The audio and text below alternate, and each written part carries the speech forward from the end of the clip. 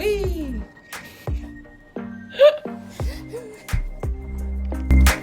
Nicole and Briana are lined up on the grid. It's lights out, and away we go.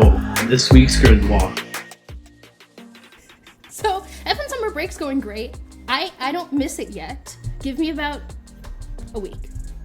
This time next week. It still just feels like, it just felt, I guess because it was the first weekend, it just felt like an off race week. So maybe once it's like 2 weeks off in a row, maybe once we hit like 3, I'm going to be like, what? Hello? And I was also in the land of Lala. So it kind of almost felt like F1 didn't exist, except for when I bumped into other F1 fans in F1 merch. Did something happen? I think my package was delivered. Oh. Live mail. Live mail. Briana's opening the mail. This is so important. Hold on, I'll wait till I sit down to say this. This is real. I don't know what's happening. Over a cold open.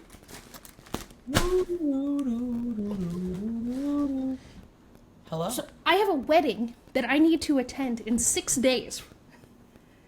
Oh. And I don't have a dress. Oh, you still don't have a dress to wear. No, which is my own procrastination. This is my fault. Right. But what?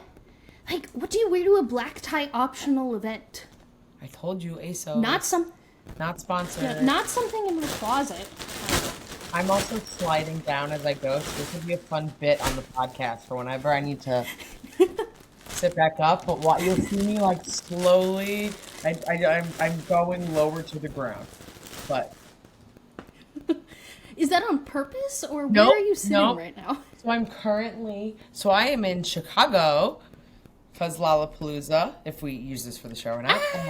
And Delta's having a bit of a day and canceled a bunch of flights all across the country. So I was going to be home today, and now I'm not home today. So I am in Chicago at a friend's apartment in her bedroom, and I am borrowing her desk chair. We're really making it work. So YouTube viewers, yes, you are not crazy. I'm in a completely new environment. I did not move again, but I am not in my same time zone. Oh, that's a pretty dress. We love a leg slit on a dress. Yes.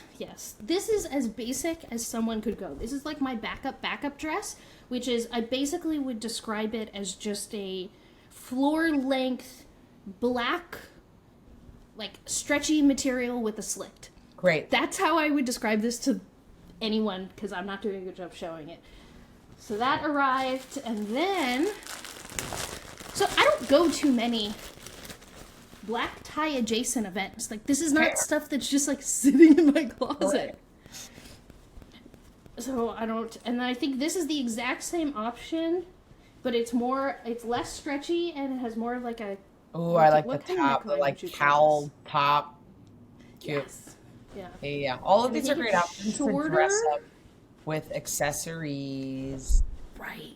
And then I'm thinking, like, I might actually be able to wear it again, because I was looking at ASOS and at Revolve, and I was like, okay, so I'm going to spend $300 on a dress I'm going to wear once and never again, and I procrastinated. This is really me making excuses for procrastinating. But I'll be at a wedding this weekend. Yay, weddings! And I will not be at a music festival, and I will be back in my normal state. But music festivals are... Yeah, so how was Lala? I love Lala. I say music festivals are fun. Like, I go to a bunch of them, and I really just am like a Lala stan. Really great, incredible, stacked lineup who were big hits to see. Billie Eilish, Carly Rae Jepsen was always really fun. 1975, Maisie Peters, Noah Kahan, Maggie Rogers was unbelievable. I wrapped out the show last night. We had to make a really hard decision between Red Hot Chili Peppers and Lana Del Rey, and we did go see Lana Del Rey, which I know Briana would be like, that is so not what I would do. No. I don't think you can make a wrong decision there. We were like, what do you mean? This is the closing night at the exact same time on opposite ends. It was like making a pros and cons list of what to do. I was like, I would have made the decision. Yeah, I think I would have made the decision based on likelihood for me to purchase a ticket or convince someone to go. Like, I think I could convince someone in my life to go see Lana again. So I would want to go see the Red Hot Chili Peppers, because it would be harder for me to convince someone in my life to go to a Red Hot Chili Peppers concert. But right. I don't think there's a wrong decision. There wasn't. They were both still touring. Yeah. So that's what Lana just came back. A lot of people are saying, like, Red Hot Chili Peppers will stop. I don't think they will. So I think I'll get another opportunity there. But it was great. I was hyped to just be there at all the things. Food's delicious. I love Chicago. The city of Chicago is, like, incredible. It's so much fun. I was actually, Lala's, like, part of where NASCAR was. Or not part of, but, like, it was in the same locations where NASCAR was here a couple of weeks ago. So it's really funny seeing, like, a lot of the remnants of, like, all of the NASCAR prep, like, throughout Chicago. There's a lot of, like, Chicago, like, motor core apparel everywhere. So, like, that's really, really funny. So, but incredible weekend. Race looked really cool. Yeah, definitely. I mean, this is such a great setting for it. I feel like this is the type of setting that, like, when F1's thinking about a New York City race, they would want this, but I don't think they would get this. But great times. NASCAR can pull it off. Yeah, with mixed reviews of how it went down, but it's the view of it all with the lake and everything. So it would be very interesting to see an F1 race, take place here. But NASCAR, I mean, like Chicago. Yeah, I mean, this is pure F1 summer break conversation. Where I don't even think we've said the word Formula One once yet in this intro. We're just catching up. But to continue that, it was the Lana Del Rey and Red Hot Chili Peppers Grand Prix, and for me, Lana Del Rey finished out P1. And wedding dress shopping, in which hopefully one of these dresses will be P1. Black tie optional to a woman is just as annoying and confusing as business casual. The spectrum of dresses women are going to show up to this event. And I have texted multiple people I know going to this wedding, and they have sent me everything from a cocktail dress to a ball gown. That's black tie optional. That is legitimately the act of it being optional, the people opting into the option of wanting to be black tie. And it's also like, you can't be going by whatever dress your mom's going to be wearing, because it's such a different level once it's like, because then, like, when moms go black tie optional, it's like, that's like the full, like, entire, like, thing. But yeah, it's different. It's so hard. And in my brain, I hear black tie optional, and I'm like, all right, I guess I'm leaning black tie, because that's just... Right. I mean, that's what I'm thinking. I don't know. That's my personal opinion on it. It's a family wedding, so I think, like, because there's the whole photo element of it. Yeah, you gotta be black tie-ish. Right. But, so I learned 10 days ago now, so, like, not with a lot of time to plan, I learned that the wedding party is going to be all, like, pastel colors. So now I need to make sure, and it's not that there's a color, because I'm a firm believer that, like, if the bridesmaids are wearing a color, you don't wear that color. But if all the bridesmaids are wearing every pastel color, now I'm like, okay, so I need a bold, bright, or dark color. It, like, really limited the options. Hence the black dresses. Briana's gonna wear black, and she's never worn black before, ever. She owns no black, and it's gonna be a really out of her comfort zone moment for her to be in something black. Just kidding. Welcome back to Tire of Topics. Silly season edition. So last week we talked about the Red Bull number 2 seat. We talked about Carlos Sainz, who is back on this wheel just to stress me out, and Nico Hülkenberg, who is not on this wheel. This week, the Tire of Topics is selecting: do we talk about Lando Norris and Alex Albon, who are connected? Do we talk about Logan Sargent? Do we talk about IndyCar drivers and F2 drivers and where they stand in silly season? Carlos is back. We have Lewis Hamilton. We have the Alfa Romeo drivers, and then we have Max Verstappen. All of these spins are just various silly season storylines that are worth digging into. And like we said last week, there's a lot of summer break left, so if we don't hit on the one you're looking to hear us talk about, we'll probably talk about it next week. And drivers can clearly come back on the wheel because news happens and there's things that we will eventually talk about. But So. Or the lack of news. Or lack of news. Excuse someone. We're not there yet. Okay, let's spin the wheel, spin the wheel, spin the wheel of fun. If you're not watching on YouTube, you're missing out on such a fun time with this spinning Pirelli wheel. Oh. It's not a wheel. It's a tire. Tire, right. Tire typing has me. Woo! Fantastic. Exactly where we wanted to start because we were already alluding to the lack of news that we are currently getting from Lewis Hamilton. Hi. Where is the contract extension? Knock, knock. Show us. Thank you. Please. Yeah. I think the most recent news is that, I guess that there's no news, but that both of them continue to talk about it. So Toto recently said that this contract isn't going to cover any post F1 area. Also, since we last talked about this, Toto said he's working very hard to keep Lewis in the sport, which is never a quote that I like to hear, personally. And Lewis said that it's just with the lawyers, and he is threatening us that we're not going to hear till Abu Dhabi because he is being mean and wants us all to stop asking about it. But Lewis, I will stop asking about it if you tell us. Tell us, and we'll stop asking. Give us what we're asking for, and guess what will happen? We'll stop asking. Yeah, I also saw the Toto quotes, and like part of me, the comments of like this contract is only like entailing what happens like, you know, during F1 career, not like a post F1. And I'm like, okay, that's great, because I'm not ready to be talking about any post F1 career there at all, even though I hope that would be down the line, him in a role with Mercedes or seeing him do something. But that's okay. I'm like more like, okay, great. So you're talking about the now. And like contracts are such a like annoying back and forth thing. And Lewis, it's so the point, and we've said this, is really could just be sitting with lawyers, and it's the like fine-tuning little wording things. But come on, I want to know. I don't want to wait till Abu Dhabi. I was so like, it's going to be Silverstone. Silverstone will be the magical day, and here we are. So on a scale from 1 to 10, like where are your nerves? 10 being super nervous, 1 being not nervous at all. Because right now, the discourse I'm seeing online is people are like stringing together Toto Wolff quotes and about how Toto's sounding more stressed. We did get the alleged news that Ferrari did offer Lewis a contract, but Lewis didn't accept. Like, so like where are your nerves right now? At 10 being like, oh my God, he's like leaving Mercedes? Yeah. Or it's only a 1-year contract. Because to me, a 1-year contract sounds awful. Like, I don't want to do this again next year. I'm going to start probably definitely lower than you because I'm just going in with optimism. And I'm going to go, I'm putting myself at a 4. I'm putting myself at a 4. The shade at me. Right. So go ahead and give us your higher than 5 answer probably. No, I was going in at like a 5-ish, a 4 or 5. I'm right where you are. Like, yeah. Like, I know the contract will get done. It will probably be 2 years, maybe with some kind of option after next year. Lewis is like, right. Like so hungry. Yeah. Like he's not leaving. He's not going to Ferrari.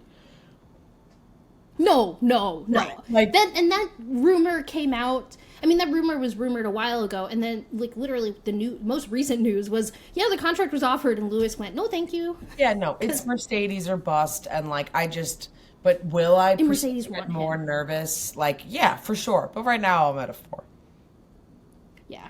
I think I don't foresee Lewis leaving. I also think something that's not talked about enough that's worth touching on before we wrap up the Lewis conversation is that I think Lewis really believes that he can do the most good while he's still driving. So a lot of people will point at all of his other interests and all of the other things he's working towards, whether it's, you know, he's building things for the greater good of all of our lives, or he's building Hollywood movies. I think he knows and understands that right now he can do the most good while still driving, actually. So none of those things matter. He's going to be in a Mercedes car next year. I just want to know, like, for how long and when I need to be stressed again. Yeah, really people are like, oh, yeah, but he'll have so much more time to work on the other things. It's like, yeah, but the leverage you have when you're still active is, like, so very different. So I 1,000% agree with you there. But give us the news, please, Lewis. Maybe the contract signed on Toto's arm cast. Like, maybe it's all just written here, and Lewis has just signed it here, and that's the reveal. I want that more than anything. If one of us was a social media person over in the Mercedes team right now, I would be on the phone. Like, okay, Toto, you can't take your cast off until the Dutch GP, and we're going to announce this there, and it's going to be on your cast, and like, it's going to be a whole thing. We're going to get Lewis to sign it in some public setting, and then like someone's going to catch a photo of it. Oh gosh, I'm building the campaign right now. Do it. It's such a good idea, Nicole. Thank you.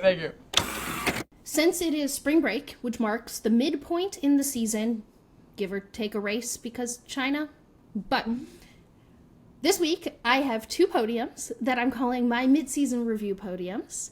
And then next week, Nicole is going to bring her mid-season review podiums. So starting out in probably the least shocking place, if you've listened to Gridwalk for a while, which is my favorite marketing, activation, partnership announcements, etc. of the season. So we both work in marketing. The sponsorship side of F1 is something that we're very passionate about if you're new here. It's our favorite. So I do have an honorable mention here. It's an honorable mention because it is kind of preseason. I don't know how much it would count, but I wanted to include it. I count. And it... Okay, thank you. Cool. So, honorable mention, PacSun's merch line. The freaking out I did that I now own 2 Formula One crop tops that I did not cut myself. Worthy of inclusion on the podium. I probably would be higher if like it happened in season. Can't all be perfect. P3, Google Chrome at the Silverstone GP. The Ferris wheel, Lando Norris's helmet. I don't think I heard more non-marketing business people talking about a marketing business activation than this activation because of how well they integrated it. And you can say what you want about the car livery and the fact that they like kind of misfired in my opinion, but at least we were talking about the fact that there was a Google Chrome livery. All right, P2. Oh, which one do I pick? Okay. Okay, P2. The last minute decision. I know. I didn't actually rank these before doing it. I just listed out my top moments. Go with your gut. P2, Celsius sponsoring Ferrari for the US races. P2 for Celsius. Yeah, because this one's really on the list mostly because of my personal excitement for this.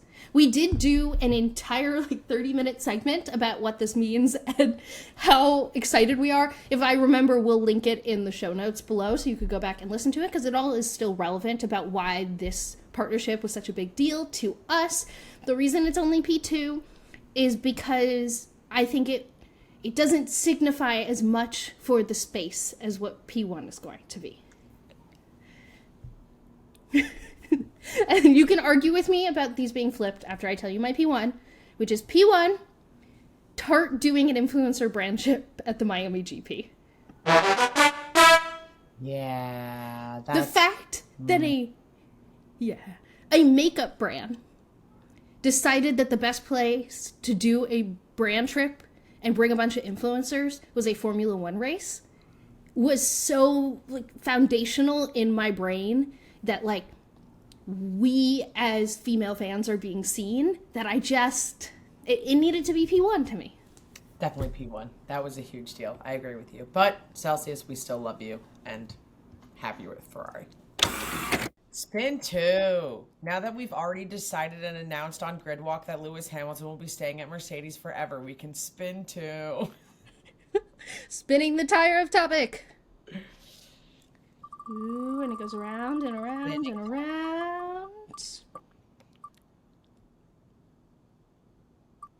Oh, it always lands right in between. Wild card. Oh my gosh. So spicy and fun and so wild, but I'm wow. Okay. So this was really just space for us to talk about silly season wishes.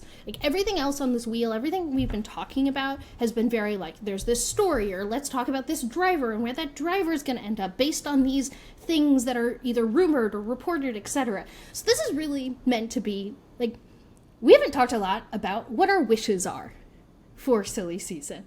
So, Nicole, what are your silly season dreams, wishes, desires? that are detached from reporting. Yes. I want an announcement of Seb in some type of administration role somewhere. Like, I miss him a lot. Or like, even if it's within F1, or if it's him like pursuing other ventures, which I've also like seen some news and like considering of things of him doing. I mean, I would love to see him like somewhere on the grid, but I want Seb. I want Seb back. I think it would be just so beneficial to the sport and having his presence back. It feels like there's something missing this year. So I want Seb somewhere. And I'm not necessarily like saying put him back in a car, because look, I'm not gonna get like too hopeful wild. If I want to get real wild card, let's put him back, see what he can do in that Aston now. But I think realistically, I was gonna say, what are you talking about? Put him in a car. No, but I think it makes a lot of sense, like coming off the Lewis Hamilton conversation we were having, where like it does feel like Seb left F1 to go do all this other stuff and make this impact. And I don't know if he's been able to do that or has actively been pursuing doing that off the grid as well as much as he wanted.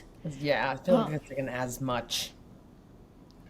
And I agree with you. I would also, on my wish list, would be some way for Seb to be at least 60% of the races. Like, I don't care if it's in an administration role with the team. I would love if it was back in a car. Please put him back in a car. That would be great. I would even take him joining Red Bull. I actually think it would really help my distaste for Red Bull if Seb was there somewhere. So yeah, I agree. Some kind of Seb news would be awesome as a wild card. I think that I would really like some kind of driver from a different series coming over into F1. And we have IndyCar on here, so I'm not going to talk about that in particular. But to me, it doesn't need to be a single-seater thing. Like, there are great race car drivers all over, and I did like, as much as I didn't fully believe in the Nick DeBris experiment, I do like seeing world champion caliber drivers who are currently driving in other disciplines get to try out other things. Like, I really enjoyed Fernando Alonso getting to do Le Mans and then also try IndyCar and the Indy 500. It's really cool to see what I think it's Project 91 is doing in NASCAR right now, where they're basically running a car that like other drivers can go and experiment in NASCAR. So that's why we've seen Jensen Button and Kimi Räikkönen run NASCAR. And not that I'm a NASCAR fan in any way, I just like seeing drivers who do other disciplines try other things. So I would love if we got some kind of driver who specializes in some other motorsport get to be in an F1 car next year. Very exciting. And today I hope we hit the Indy car on the wheel. But if not, we'll have to save that for another episode. Tease. It's a tease. It's a tease. I was at Lollapalooza this weekend, and like people had a ton of really amazing outfits across the board, but some people F1 merch in the wild, and it felt really great to be seeing F1 merch in the F1 off season, because I was like, oh yes, you are also kind of dealing with what I am dealing with. So these are fellow Lollapalooza attendees that are also F1 fans like myself. So P3, first interaction, shout out to the guy that I met at Emo Night set. He was rocking the F1 PacSun merch. I literally have his t-shirt. It was across the field. Either Fall Out Boy or like Panic at the Disco is blaring in the background. And he's rocking out, and I just literally point at his shirt, and I was like, yeah! And he like did it right back. P2, Charles Leclerc fan Sarah. Shout out to Sarah. Shout out to Sarah, waiting in line for deep dish pizza. So please don't tell all of the New Yorkers as I sit in a deep dish shirt I cheated on New York style pizza this weekend. But I look up different things. They are different. They serve different purposes. New York is better though. One is a pie. One is pizza. Deep dish pizza is not pizza. Okay, tangent. Sorry, you were going to say things about Sarah, but you can't say deep dish pizza and me not sneak in there that it's not pizza. It's just tomato pie. Those are different things. You can like them both. And Sarah also likes deep dish pizza and Charles Leclerc. Looked up, did see the latest Puma collab. It was like caught it before I saw the number 16. I saw the little diamonds on this white hat, and I said, "I absolutely love your hat." She's like, oh, "Thank you so much." I said, "Are you coping well with the break?" She says, "I needed a little bit of a break." I says, "Yeah, I know, me too." And that was the end of the whole entire thing, but it was such a real Go Ferrari moment.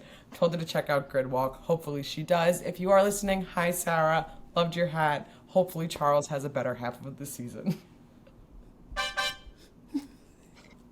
And P1, my favorite fan interaction of the weekend. Shout out to Jamie in a Danny Rick jersey. Oh, of course that's your P1. I was like, wow, Sarah seems really nice. It looks like you had a great interaction. Like, what's gonna top this? So this is outside, oh gosh, was it between, I think I was waiting for Maggie Rogers, and spotted, corner of my eye, it was a Red Bull Furious Motorsports jersey, and at first I was like, oh no, Red Bull, and then I saw Ricardo on the back. I go running up to her and say, "I'm so sorry to suddenly ambush you, but I just need to say I absolutely love your jersey for the fact that it's Daniel Ricciardo, but not that it's Red Bull." And she says, "Totally understand, Honey Badger's back." We high-fived, chatted a little bit, and then the show was starting. But such a P1 experience. Shout out to Jamie. It was really great to run into another Danny Rick fan in the wild and like fangirl about it for a second. And before we move on from Nicole's experience at Lollapalooza, I want everyone listening to this to leave a comment, you know, a review, etc., just cheering for the fact that Nicole somehow has a voice today. Because her voice yesterday, gone. So let's give Nicole a round of applause. Thank you. Thank you so much. You're able to record a podcast. We have a podcast. Audio components are required. All right, Tyre, what topic do you have for us now? Spinning. I never know what to say to fill the time as it spins, and it also always stops, like, in the middle. Ooh, this is an interesting one. Lando Norris and Alex Albon. So, if you're confused why I put those two together, not you, Nicole, but anyone listening, I know you're not, it's because they both have very similar stories right now, which is connections to other teams that's not the team they're driving for, and but they've taken it in two different directions. So I thought we'd start with Alex Albon because it's the easier, quicker one. Yes, Alex Albon, we just want him to succeed so much, and he has declared himself as like the Williams racing fanboy. Like, no matter what, he just so believes in the team and believes in what they're doing there. And even with the buzz of like when there was the conversation, and last week we talked about like Red Bull number 2 seat, like Alex made it very clear, I am here at Williams. I'm very happy with Williams, and I will be at Williams. You're also kind of bearing the lead, which is it's pretty decently reported that Red Bull asked Alex Albon to come back, and Alex said no. Yeah. And I don't know if it's belief in Williams or a lack of wanting to put himself through the turmoil of the Red Bull system ever again. Like, if Mercedes came calling, I'm sure he'll say yes. Yes, well, even Ferrari. I'm using Alex's words at the moment, yes. But you're so right. Yeah. I mean, I don't think I wouldn't want to go back there anyway. I mean, I wouldn't want to go there to begin with, but that's also just me. But it would be cool to see if Alex could do something at Williams. But yeah, I think the not wanting to return. Shout out to Alex for not going back to your toxic ex. Whoops. Unlike some other ones who've tried. People we all can't be Alex Albon. No. But I do think Alex Albon's current contract length at Williams, though, is, of the drivers out there right now, is setting himself up the best to be in a Mercedes seat when Lewis does decide to retire. Because, by the way, that's what we're dealing with here. Whenever Lewis decides to retire. But, so Lando Norris is definitely the more interesting one of the pair here. Where it has been decently reported that Lando Norris has had multiple offers from Red Bull every single time his McLaren contract is up, and Lando said, no thank you, I don't need to be in that shit show. And, you know, more power to you, Lando. Like, it is definitely much easier to not be at a top team and to just be lauded as, oh, if only he was. So he's taken the easier route. But now, apparently that's being offered again. they're courting Lando. And I think it's really interesting that even in the last 2 weeks, we've gotten a quote from Lando that says, no, I'm sticking it out with McLaren. That would be cool. We've also gotten some inklings and some quotes that show that he seems to be a little more open to it than previously thought. So what do you think the likelihood is that Lando ends up at Red Bull? And do you want to see it? So, likelihood, again, it's just the big question of, like, yes. When Red Bull, like, removes Checo, it's like, then it's just going to, like, all go, like, full frenzy. I did last week say I would love to see the chaos that occurs with Lando and Max, both at Red Bull. Until you said maybe Fernando at Red Bull would be, like, I was trying to think of, like, what would be, like, a really entertaining thing to watch. That is definitely more entertaining, I think, but I would love to see, like, Lando at Red Bull and just sounds like an alternative multiverse that I would definitely watch for a period of time. I don't know what my overall feelings would be in the long run for it, but right now I'd be like, yeah, that's interesting. Sounds sure.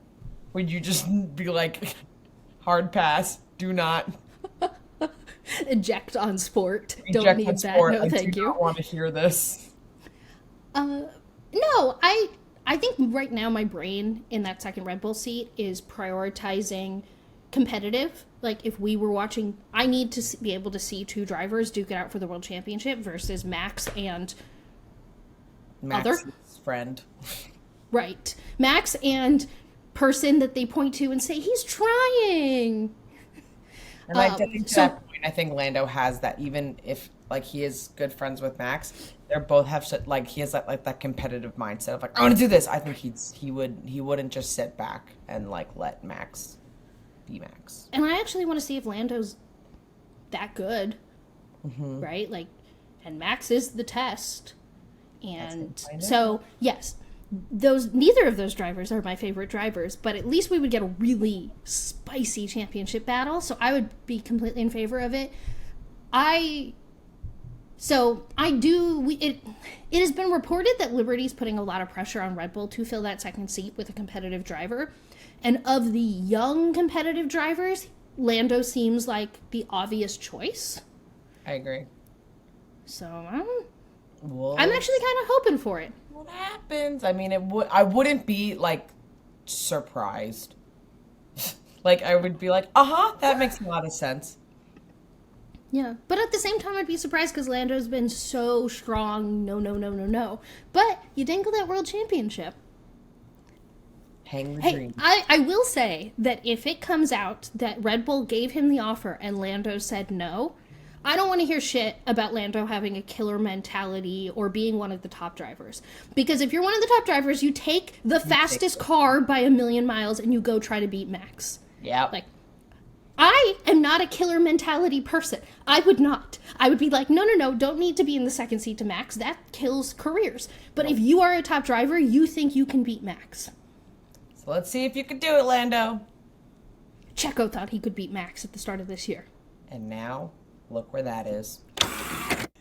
My second mid-season podium is tech moments that fried my brain in the moment. And I mean fried my brain in the most, like, positive way. It was like, what is going on there? That is crazy. I can't wait to see if that works kind of moment. So, P3, Mercedes B-Spec car. P3? Now, this is only P3 because I think we all knew this was inevitable, that this was coming.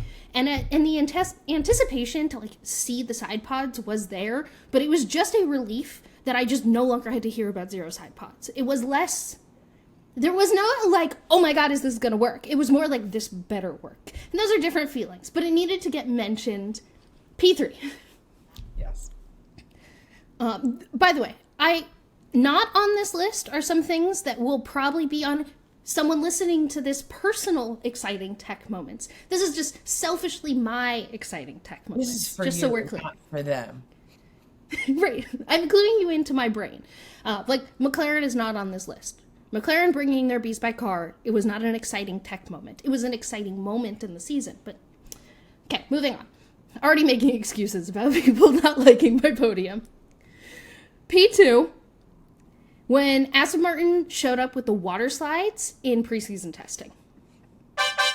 And actually, the craziest part is that they showed the water slides in their, like, car launch. They actually showed their car, but none of us believed them. And there was a whole thing for a while there until we got well-lit photos that no one knew how deep they went. It was like, do they just go to the depths of hell?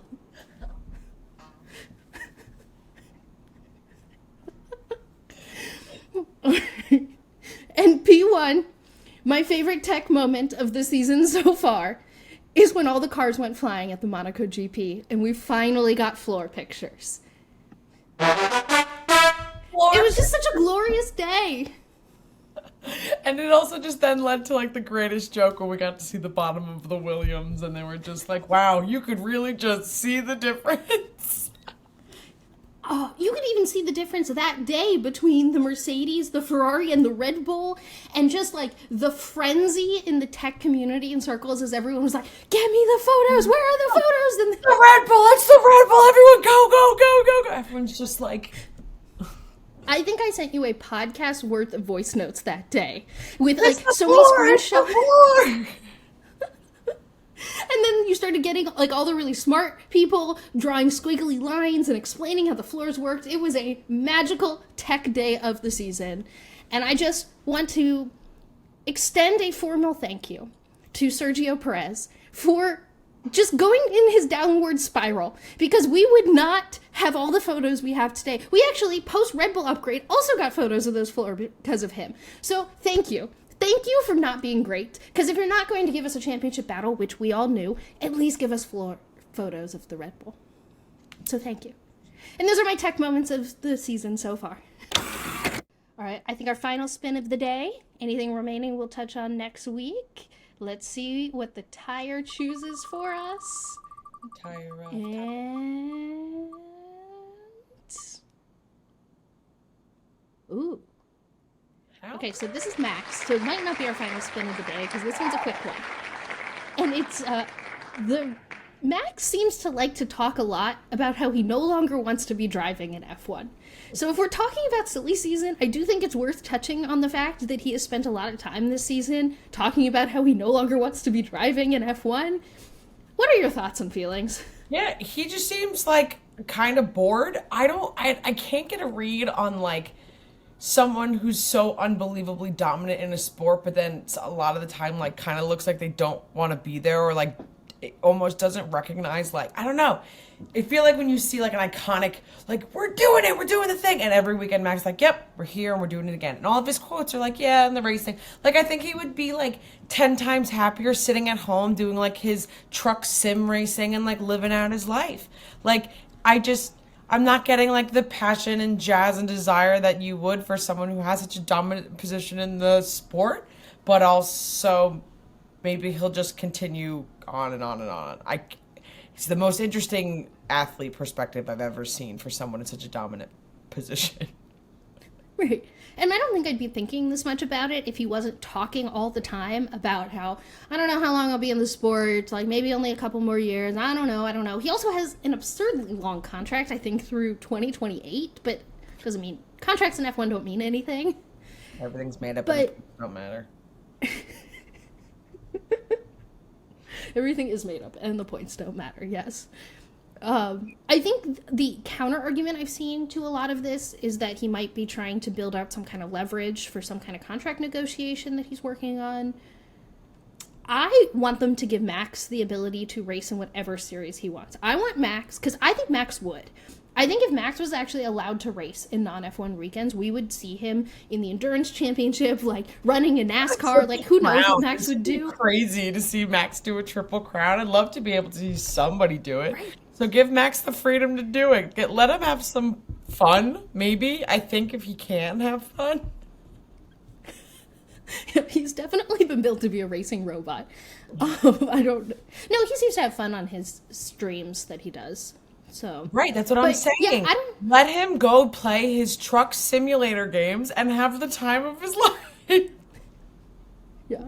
I don't think he's leaving F1 anytime soon, but I'm intrigued why he keeps talking about it and what he's trying to get out of it, I think is my POV on this.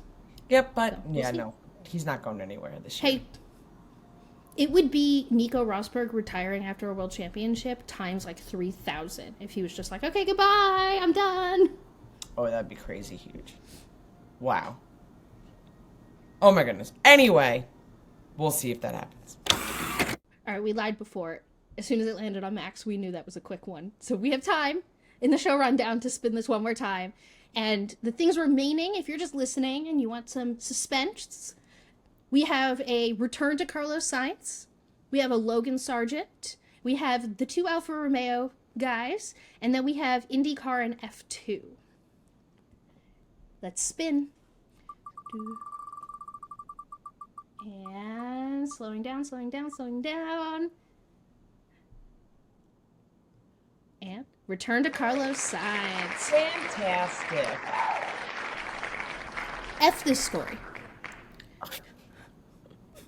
This has been a nightmare of a week since we last recorded about Carlos Sainz because it's all just gibberish. Because some publication in Australia said that Carlos Sainz has a pre-contract, which, by the way, isn't a real contract. It's a verbal agreement that, hey, maybe we'll sign you or maybe I will drive for you with Audi. And then there's no one else reporting that. But it became such wildfire on social media because there's no news coming out because it's summer break, that the Sainz team had to report to the Italian press that Carlos has no interest in leaving Ferrari and he's just negotiating with Ferrari. I think the actual quote was, I think it was option A, but in my head I read it as plan A, plan B, plan C are all Ferrari. It's the only way Ferrari knows how to communicate or understand is by lettered plans. Yeah, as soon as we saw all that coming around, and I was like, "Hey, all right, Briana, what's our sourcing? Where is this coming from? What country is this coming from in reporting? And like, how deep down can we find this?" We had like discussed this little bit of a buzz like last week of like this was always a possible like option for him, but like, gosh, a headline that says pre-contract is like great, so you have like nothing because a pre-contract isn't a thing, really. It's all made up, and the points don't matter. All made up and the points don't matter. Yeah. I just don't know how to talk about this right now because I do think Mattia Binotto was the one who brought in Carlos. I do think Carlos was brought in under the understanding that he was not going to be treated as a number 2 driver when he is faster on track. I do think Carlos has been treated like a number 2 driver when he's been faster on track a number of times so far this season, and as a Carlos Sainz fan, I have wanted to scream at Ferrari, because what's the point? Mm-hmm. And then they'll call You're not competing for anything. Pit stop strategy, and just everyone gets screwed up. Don't start, it's also just like they're doing it poorly. Like there's a way to do it where we can't see it, right? So if you start Carlos on softs and Leclerc on mediums, and then Carlos ends up behind Leclerc on the mediums, then everyone in the world is going to see the fact that you're ruining Carlos's strategy because you started him on softs. Just don't start him on softs. Don't do that strategy. Because the only way that strategy works is if you swap your drivers. So they're even doing it poorly. There's a way to like somewhat hide this. Instead they're doing, so, but I tangent. We're talking about Ferrari, Briana. I would totally support Carlos going to another team. I'm just tired of these rumors because I don't think they're coming from anywhere substantial. Yeah, I agree with you there. Just, again, silly season headlines. Welcome back to Yellow Sector Notes. Not the fastest walk around F1, but we will complete a full lap. Well, not this week. This week we're not completing a full lap around the paddock because it's silly season. There's only it's summer break, not really. There's only so much news. I don't know. Bear with me. I'm giving you the good news if there is news to be told. All right? So, starting with some McLaren news, it has been formally announced that IndyCar drivers Alex Albon and Pato O'Ward will be getting the McLaren Rookie FP1 sessions this year. I'm so excited. Please give Pato the Mexico race. Thank you. Not McLaren, I read McLaren. It's Mercedes. Mercedes released their sustainability report for this year, which is a really interesting report that they do to hold themselves accountable. Yuki dropped new merch. It's currently only available in Japan, but he says global shipping is coming really soon. It's also really cool. He's really leaning into the fall leaf vibe. I really like it. McLaren and Coke continue to have the most confusing brand relationship on the grid, in my opinion. I never know if Coca-Cola is actually sponsoring McLaren, and then they just like randomly drop a Coca-Cola Burger King McLaren sponsorship combination. But I don't know. It's confusing, but it exists. So McLaren is doing some kind of giveaway with Burger King. Speaking, Oscar Piastri has dropped flip-flops. Leaning into the meme. Did you see this meme? I did not, but now I will have to do a deep dive. Yeah, crash course, because I'm not the like perfect person to retell this, but I think Oscar Orlando did one of those videos of like Aussie slang and like flip flops. Oh yes, I do. Yes, I did see this. Okay, yeah. It came back. So then Oscar actually went to his merch team and they made flip flops. And I think they named them thong standals, and he's like gonna send Lando a pair. I don't know. I just like leaning into the meme. Zhou Guanyu visited a Lululemon shop in China, which is a brand that he's currently an ambassador of, and all the videos looked insane. He was totally swarmed. It's really cool to see just how popular he is in his home country, and I am excited for when we go back and race there, and he gets to have a home race next year. Fingers crossed that contract is coming soon. This week, someone was quoted as saying that Alpine wants to be the French Ferrari. I'm just gonna leave that there. SD Bestie teased new merch, speaking of Alpine.